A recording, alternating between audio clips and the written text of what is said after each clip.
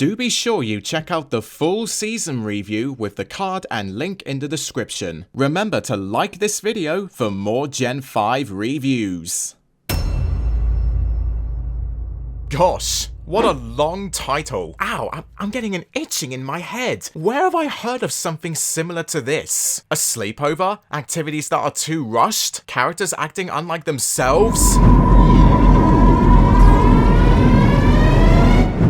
Well, time to go through the grinder again. Simply put, the traditional unicorn sleepover is alright. In fact, I would deem this episode better and what that Gen 4 episode should have been in concept. There's plenty of amusement to be had in this one, and it finally gives Misty a commendable sense of foreground. But does it hold so much more within its boundaries, or is it just filler before the action strikes again? Well, grab some pillows and cook up some candied popcorn, because I'm about to tell you a story.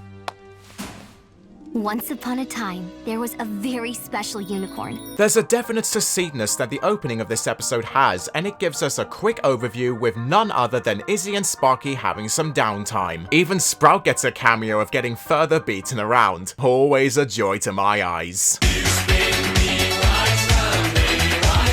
Considering how much Izzy and Sparky would have bonded during the events of Growing Pains, their time together at the start of this episode was cute. It's short, yeah, but sometimes you don't even need the beginning to be dragged out longer than it needs to. And knowing how this episode was going to play out, hence having sleepover in the title, I was happy that the prologue wasted no time in getting us straight to the juiciness.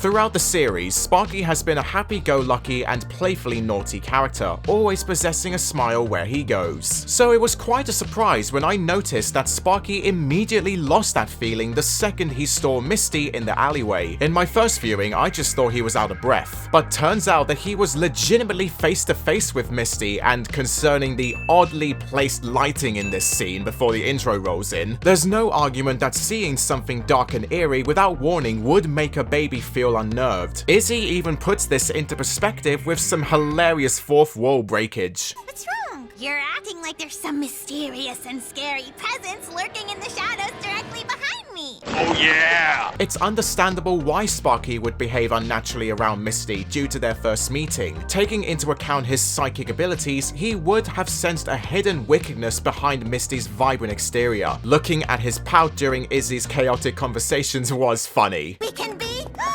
unicorn friends! You're crazy, girl. Let's remind ourselves of what Izzy's life was like back in Bridlewood before she came to Maritime Bay, so you can understand why I don't find her hyperactiveness that bad in this episode. It's rewind time. When she was young, Izzy grew up never having any friends at all, and having a sparkle that's too bright for the drowsy state that her home was in during the events of A New Generation, Izzy would be viewed as somewhat of a freak. Of course, this is relatable to how Sunny grew up in Maritime Bay, but at least she had a tiny number of friends and a father. Izzy, meanwhile, had absolutely nothing and no one. Sure, she would occasionally mingle with everyone, but there's no fun in making connections with someone who is exactly like everyone around them, droopy and bored out of their minds. My sparkle is a bit too sparkly for Bridlewood. Izzy had a habit of making her own fun, supported by the crafty yet messy state of her house. Hell, if you don't think those notes on her mirror are at all indicative of her inner sadness, then I'm sorry, you don't have a heart. You heartless bastard. So when it comes to fruition that Izzy was able to find friends outside of Bridlewood and restore harmony alongside them, she would certainly been in one of the happiest times of her life. Yet still, she hasn't been able to find a friend of her own that's a unicorn and supposedly from Bridlewood. Would you be able to handle holding yourself back from hosting a big celebration to remember this moment in time? Doubt. It makes me beam with positivity that Izzy is relishing with high spirits, making a friend all by herself and unleashing her creative side. Izzy proposes that they all have a sleepover at the Bright House, and I didn't mind this idea before... Oh no, here come the look before you sleep vibes. But Good news, everyone! I shall tell you why I believe the activities shown in this episode are better than the ones in that episode. Go ahead. I'm listening. With Misty brought into the picture, she becomes the main suspect for the audience to keep their eye on. It can be said that Misty was biding her time, waiting in the shadows for the ideal occasion to take advantage of someone from the main five, and yeah, Izzy unknowingly becomes that very victim. In hindsight, I find it woefully hilarious that during Izzy's rambling of all the sleepover talk, Misty's hardly able to get a word in since she has almost no knowledge of what it's like to be brought up in Bridalwood or know anything about the activities that Izzy has invited her to. It's the unicorn tradition for whenever you make a very special new best friend. You've never heard of it? Oh, yes, of course. You can visibly see hesitation in her face, as if Misty was having a mental breakdown. Nonetheless, Opaline encourages her to party along with what is going to go on in the Bright House, while trying to find a way to steal the lantern. The variety of recreations shown in Rapid Session was good fun. Arts and crafts, pillow forts, Monopoly, Explaining the rules took too long. hoof reading, tea leaf reading, popcorn, and watching Pony Titanic? So romantic. Oh Christ, what's next, huh? A five-some— No! Take that back! However, I'd like to criticize that while these activities undoubtedly provide a lot of quick excitement, it's the sad fact that they don't last long enough to stick into my head. The 7 pieces of leisure I noted last only 2 minutes combined, and I find it such a shame how it felt like the episode was wanting to rush through the fun bits just to get back to the plot. I'm all one for the stupid comedy that these stories can provide, but when they're cut off within seconds, it results in my boredom building up. There's a light at the end of this tunnel though. Misty's character starts to have an effect on the ponies, most particularly Zip Storm. From the moment she arrived at the Bright House, Misty clearly showed she doesn't have the important social skills needed to hold a conversation for even longer than a minute. Plus, she doesn't have a second name, so she resorts to forging one out of nowhere. Dawn? Right Dawn! Welcome, Misty Bright Dawn! This act puts Zip on edge, and pretty much she remains this way for the duration of the whole episode. I am in full support of Zip's investigative temperament, but when it's used against someone who's barely even stepped a hoof in the door, it can get tiresome at some points. Not to forget that Zip develops a habit of peer pressuring and asking Misty unwanted questions at any given moment. Why don't you and Misty do it as a duet? What have you heard, Misty? Who told you that? Where did you grow up, Misty? Peer pressure, peer pressure, peer pressure! I understand that she's technically right to, knowing her connection to Opaline. However, to first-time viewers and regulars, this kind of behavior can be seen as illiberal. You're hoofing it up the wrong hill here. You don't need to detective her. Misty's our friend. This turns into the principle when Zip makes Izzy and Misty do a duet with crystal microphones. Excusing the hilarity of this scene, I was sadly facepalming for how nervous Misty must have been feeling in this moment. If any of you have experienced stage fright, you can evidently relate to Misty's struggle of hammering out lyrics that you hope sound like they would belong in the song. When you have fun with friends. Ta-da! Oh, what a mood, I know. But Misty disguises her search for the lantern with a trip to finding the bathroom. I apologize, Misty, but how couldn't you have not seen it a few feet in front of you? I'll admit though, I loved Misty and Opaline's connection through the Alicorn mirror before it ends with them maniacally laughing with each other. Better, Misty. It was weirdly charming to hear Opaline compliment Misty for once, even if she is just basically gaslighting her. This is the true story of the Guardians of Harmony and the beginning of Equestria. Oh my god! Okay, it's happening!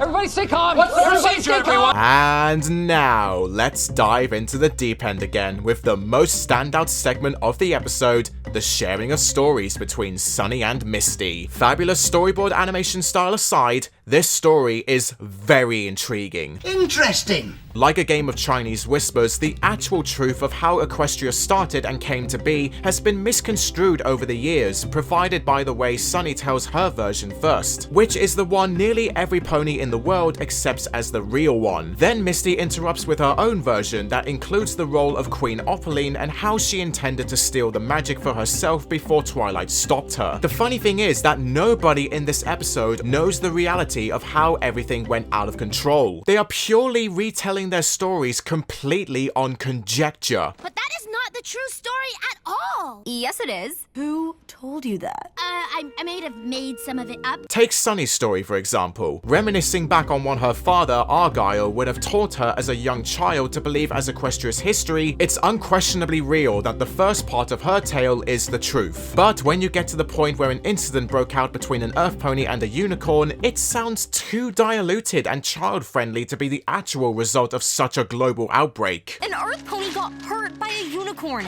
Every pony started fighting with each other. Which is why Misty chips in with her story next. She gives the more detailed mention of Opaline once being an alicorn queen, presumably after Twilight got transformed, and secretly plotting to steal more magic before Twilight hid it all away, which caused her magic to gradually decrease down the many years. The queen was left alone, with only a shadow left of her strength and power. I got to admire how this scene caused so much conflict with the characters and even the audience themselves. Who is truly to believe in this dispute? Well, I have the most believable answer for you.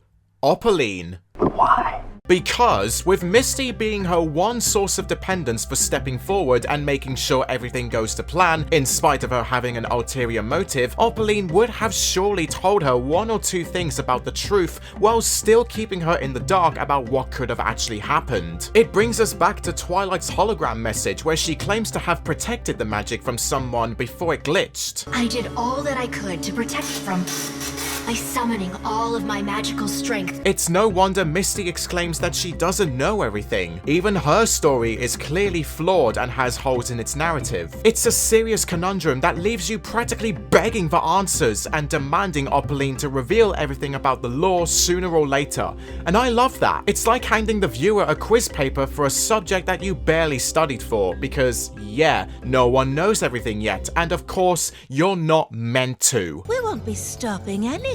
In fact, we're gonna let it thrive. This scene is simply expert at planting more and more seeds of the lore for the show to pick up on eventually. Like, imagine if Opaline tells the truth while making total sense, and everything Argyle told us right from the very beginning was all a lie.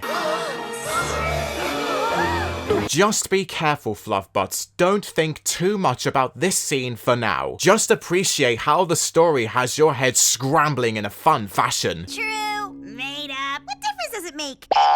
With all the unintentional oppression coming from everyone, Misty does one and bails on the party. Obviously, it's not their fault for accidentally making Misty anxiously being around them, but I did feel emotional seeing Izzy's attitude descend from 100 to 0 so quickly. Her first made friend just leaves like that, and she has no idea why. My first real sleepover in Maritime Bay has been a complete and total jinx-a-thon. You've ruined my very first slumber party. It was a bit sad seeing Izzy pack away all the colourful decorations, similar to how Sunny got rid of the main 6 figurines in the movie. One thing that I love about the endings of these episodes is that the main 5 continuously stick around to help their friends in a dire time of need. The similitude between the previous episode's endings and this one connects like bread and butter, shows each of their compassionate sides up front. A familiar occurrence happens in this episode too, when Izzy's friends unicycle her bedroom to be more stylized around her past home in Bridalwood. What is all this stuff? It's all the stuff you said you missed from Bridalwood. Give or take a couple horn-shaped strudels. What a lovely sight it was, seeing the gloomy yet heartwarming atmosphere in this panning shot, and Izzy steadily warming up again. Misty still stays true to her mission and returns to the Bright House until they all gather for a final sing-along. This was an adorable scene to watch, reassuring that Misty is welcome at the Bright House whenever. I'm pretty certain that many girls could relate to the group here if they've ever had a real slumber party and engaged in some karaoke. Roast some corn and freedom post the unicorn song. Both of your pony runs to make them smash a gong. It's not cringeworthy, it's wholesome. So what if no one knew the words to the song Izzy starts? They are joining in for her. It's a beautiful way to cave the way in for the credits. Yet Misty has a midnight stroll and communicates with Opaline about her plan to snatch the lantern. Like what happened with Opaline explaining too much to Sunny, Misty ends up rambling for too long to Opaline that it causes Zip to groggily awaken. Almost as if the episode finished with a mini cliffhanger, and I loved the tensity in Zip's eyes.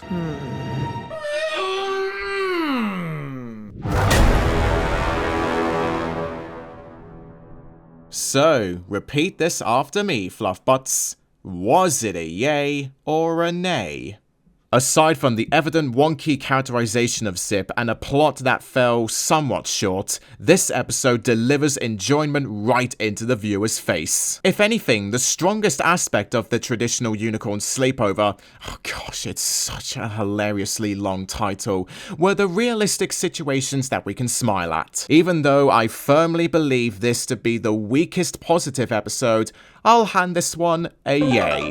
The 6th episode is the outright definition of breather episode. Being part of a chronological series with plenty of heavy elements for the story taking place, sometimes it can feel better to take a step back and remind the viewers that things can still be fun every once in a while. The traditional unicorn sleepover certainly achieves that, and I liked how inviting this episode looked throughout. It's fairly enjoyable for the most part, and once again, Izzy was the leading force of the story. The storyboard sequence is the biggest highlight of the episode, the recreations were cool, and the ending was quite sweet to give Izzy the recognition she deserves. However, just like how I felt about that other sleepover episode, the entirety felt off, and I was truthfully expecting a little more. Zip's attitude was half tossed into the bin, becoming nothing but a mere obstacle preventing me from officially enjoying what's going on. Throwing in more activities in a shorter runtime didn't feel sensible for delivering a relaxing experience. Some of the dialogue was too childish for my liking, and apart from their involvement for cheering up Izzy, Sunny and Pip didn't feel utilized enough. I can safely say that I wouldn't mind returning back to this episode if I felt down or just bored out of my mind. I award the traditional unicorn sleepover a yay and a 6 out of 10. Ha ha ha ha, you thought I was going to give it an average? Hell no! Like I said, I still find entertainment in its majority. I shall give the traditional unicorn sleepover a B rank. Thank you so much for watching this review, Fluffbutts. If you have enjoyed, please make sure to leave a like and hoof tap this video and comment your thoughts down below of what your thoughts on this episode were. Also, don't forget to leave a pledge on my Patreon page down in the description below so you can help support me in making these fantastic videos more consistently. And I shall see you all very soon. Goodbye! And before the video ends, I would like to shout out my Silver Fluffbutt patrons, Louise Wade and Alex Smith, and my Gold Fluffbutt patron, the Pate and Grauerful Trisky. I truly appreciate your love and support.